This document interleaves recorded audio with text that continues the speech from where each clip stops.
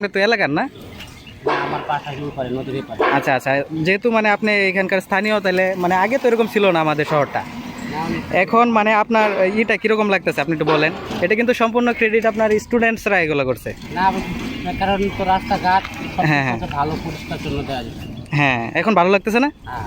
আমরা চাই যে আমাদের শহরটা মানে ময়লা মুক্ত করতে, মানে নির্দিষ্ট স্থানে ময়লাগুলো ফালাবো, মানে শহরকে পরিষ্কার পরিচ্ছন্ন রাখবো।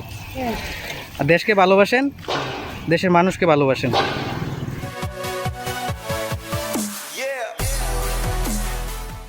মানে এই দেশটা এরকম পরিষ্কার পরিচ্ছন্ন, এটা হচ্ছে সম্পূর্ণ ক্রেডিট হচ্ছে স্টুডেন্টসের। আপনার দেখেন এদিকে সম্পূর্ণ আপনার ধুলা ময়লা ছিল একদম, তো এখন একদম পরিষ্কার।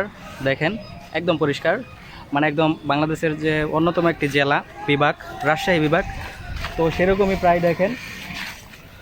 আর আমি গত কয়েক বছরে এরকম মানে ক্লিন ময়মনসিংহ দেখি নাই ডিস্ট্রিক্ট।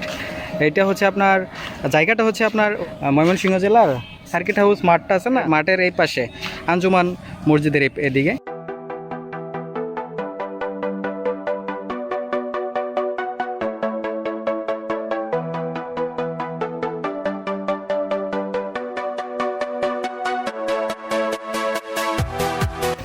এরকম অনেক পরিষ্কার এদিকে। এটা হচ্ছে পুলিশ লাইন সড়ক, সার্কিট হাউস মাঠের সড়ক,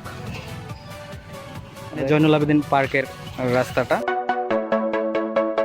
বন্ধুরা, আমরা সবাই মিলে আমাদের দেশটাকে ভালোবাসি, আমাদের দেশের মানুষকে ভালোবাসি, আমাদের দেশটাকে অনেক দূরে এগিয়ে নিয়ে যায়।